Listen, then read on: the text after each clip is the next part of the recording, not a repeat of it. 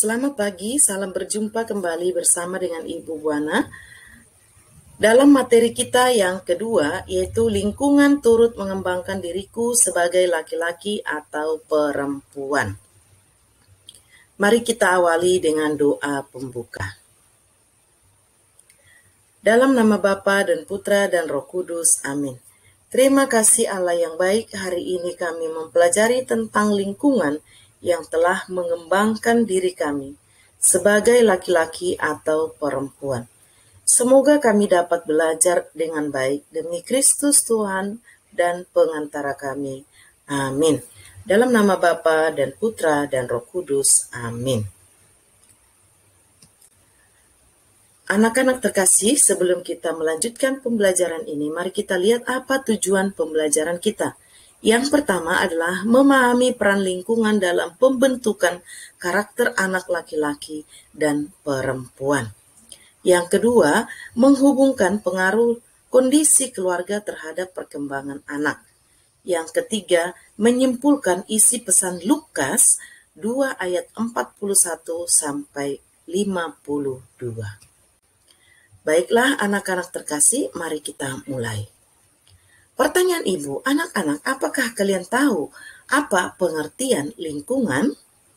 Lingkungan adalah semua tempat di mana kita berada untuk melakukan aktivitas kita, baik di dalam rumah maupun di luar rumah. Itulah yang disebut dengan lingkungan.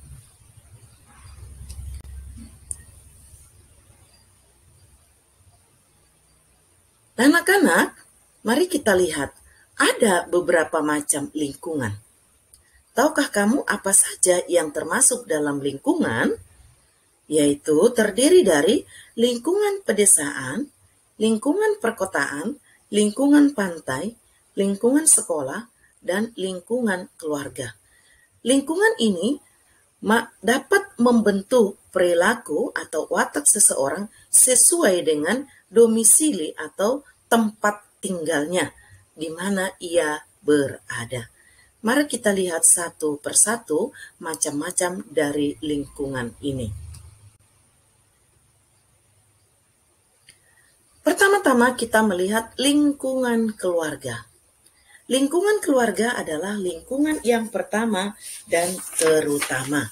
Kenapa dikatakan lingkungan keluarga yang pertama dan terutama adalah karena pembentukan kebiasaan perilaku karakter diri seseorang itu dibentuk pertama kali di dalam keluarga. Keluarga membentuknya dengan lembut, maka anak-anak juga akan terbentuk dengan lembut, sabar, dan kasar. Lemah lembut. Tetapi jika dalam keluarga dibentuk dengan sikap yang kurang peduli, maka anak-anak juga akan terbentuk dengan kurang peduli terhadap lingkungannya. Maka seperti dalam kisah children see, children do. Ya, apa yang dilihat oleh anak atau kebiasaan-kebiasaan yang dilihat oleh anak akan ditirukan di dalam kehidupannya sehari-hari. Kebiasaan-kebiasaan tersebut bisa direkam oleh anak di bawah sadar. Lambat atau cepat anak-anak itu akan menirukannya. Seperti misalnya seorang anak perempuan di rumah melihat ibunya berdandan, maka anak perempuan itu lambat laun akan meniru cara berdandan ibunya.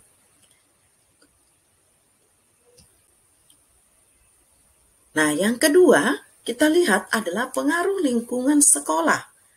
Lingkungan sekolah juga sangat berperan penting dalam perkembangan watak atau perilaku siswa. Selain dari lingkungan keluarga, lingkungan sekolah membentuk diri siswa. Maka kalau kita lihat di situ, ya, seorang siswa dapat menulis, dapat membaca, ya, itu dibentuk dalam lingkungan sekolah. Seperti dalam Terima Kasih Guruku, itu tadi kita dapat menjadi pandai, kita dapat menulis, itu karena pengaruh guru dalam lingkungan sekolah.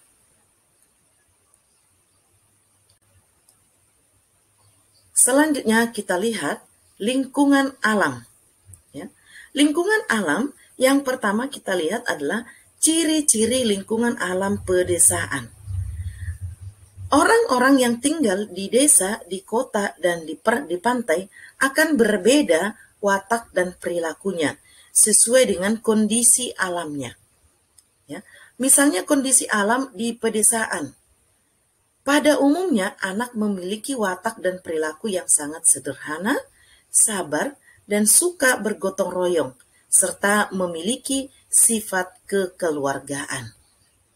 Misalnya dalam permainan masih bersifat kebersamaan. Ya, misalnya bermain di luar rumah. Pada umumnya anak-anak di desa masih bermain di luar rumah dengan menggunakan alam sekitarnya. Selanjutnya, kita lihat lingkungan perkotaan. Ya, lingkungan perkotaan pada umumnya memiliki watak atau perilaku yang kurang peduli, ya, individualis. Kemudian, namun orang-orang yang tinggal di kota berpikir lebih maju, lebih mendapatkan ilmu teknologi dan informasi-informasi yang cepat. Kemudian orang-orang di kota lebih menghargai waktu, maka sering kita lihat terburu-buru atau tergesa-gesa. Pagi-pagi, subuh-subuh sudah bekerja sampai ditunggu malam hari, ya, karena dikatakan waktu itu adalah uang. Namun terkadang kurang peduli dengan lingkungan sekitarnya, sehingga apa yang terjadi di tetangga sebelah mungkin kita tidak mengetahui karena kita jarang keluar dari rumah. Yang ketiga adalah lingkungan pantai. Pada umumnya anak yang tinggal di lingkungan pantai memiliki watak atau perilaku suka kerja keras, ya, berkarakter keras dan suka tantangan. Ya, biasanya mereka ini menghadapi tantangan ombak yang sangat besar, ya, sehingga mereka sudah terbiasa dengan suara keras, tindakan-tindakan yang sangat keras dan kasar. Inilah orang-orang yang tinggal di pantai. Nah, anak-anak terkasih, bagaimana dengan lingkungan keluarga atau anak-anak yang tinggal di dalam lingkungan keluarga yang rukun dan harmonis? Ya, keluarga yang rukun dan harmonis akan membentuk perilaku anak yang sabar, tekun, menyenangkan, dan mengasihi anggota keluarganya. Ya. Bagaimana ia diperlakukan dengan kasih sayang, akan dia memperlakukan keluarga atau saudaranya juga dengan penuh kasih sayang. Sebaliknya, jika kita memperlakukan anak dalam kekerasan, maka ia juga akan menjadi minder, takut, dan juga bisa berlaku kasar terhadap sesamanya. Itulah macam-macam lingkungan yang dapat mempengaruhi kondisi perilaku anak. Maka perilaku anak itu berbeda sesuai dengan kondisi yang membentuk karakter dan perilakunya. Sekarang mari kita lihat isi teks kitab suci dalam Lukas 2 ayat 41 sampai 52. Mari kita baca secara bersama-sama di dalam buku masing-masing. Setelah kita membaca kisah Lukas 2 ayat 41 sampai 52, kita dapat melihat apa kebiasaan-kebiasaan dalam keluarga Yesus yang menjadi refleksi bagi keluarga kita. Anak-anak terkasih, mari kita lihat apa kebiasaan-kebiasaan keluarga Yesus. Dalam Lukas 2 ayat 41 sampai 52 dikatakan, kebiasaan-kebiasaan yang dilakukan keluarga Yesus adalah keluarga Yesus setiap tahun pergi ke Yerusalem untuk merayakan Paskah Yahudi sesuai dengan aturan yang berlaku di negaranya. Ketika Yesus ikut merayakan Paskah di Yerusalem, saat itu Yesus berumur 12 tahun. Setelah mereka melakukan ataupun mengikuti Paskah di Yerusalem, anak-anak tahukah apa yang dilakukan Yesus di Bait Allah? Ada keistimewaan Yesus ketika melakukan perayaan Paskah saat berumur 12 tahun. Yaitu Yesus tertinggal di Bait Allah. Namun ketika ia tertinggal di Bait Allah, Yesus tidak menangis ataupun bingung, tetapi ia masuk ke dalam Bait Allah dan di sana dia bertanya dan menjawab pertanyaan-pertanyaan yang dilemparkan oleh para alim ulama. Pada saat umur 12 tahun, Yesus sudah tumbuh menjadi anak yang taat pada orang tuanya.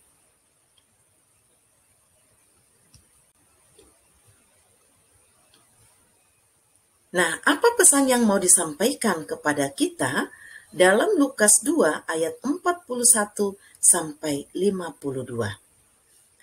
Pesan yang mau disampaikan kepada kita adalah hendaknya kita sebagai anak-anak hendaklah rajin berdoa, rajin belajar, mengasihi dan menghormati orang tua kita.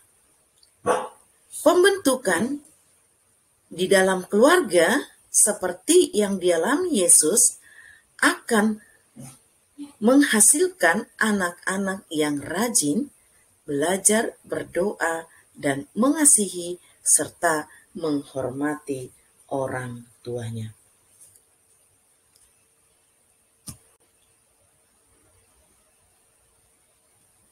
Sebagai kesimpulan bagi kita, anak-anak kita dapat tumbuh dan berkembang karena ada lingkungan alam dan lingkungan sosial yang membentuk kita menjadi anak laki-laki dan anak perempuan. Tuhan menciptakan kita semuanya, maka kita perlu bersyukur kepada Tuhan, menghargai alam lingkungan kita dan menjaga alam lingkungan kita agar tidak rusak. Kita juga hendaknya harus taat kepada setiap aturan yang diberikan oleh orang tua kita demi perkembangan diri kita. Lingkungan kita sangat berpengaruh kepada perkembangan diri kita. Maka, marilah kita hidup dan membentuk lingkungan kita dengan perilaku-perilaku yang sangat baik terhadap sesama kita. Marilah kita tutup dengan doa. Dalam nama Bapa dan Putra dan Roh Kudus. Amin. Tuhan, terima kasih atas pembelajaran hari ini. Kami telah disadarkan bahwa kami akan terlibat dalam lingkungan kami, di mana lingkungan sangat membentuk perilaku kami, agar kami mampu menjaga diri kami. Demi Kristus Tuhan dan pengantara kami. Amin. Santa Cecilia, doakanlah kami. Amin. Dalam nama Bapa dan Putra dan Roh Kudus. Amin.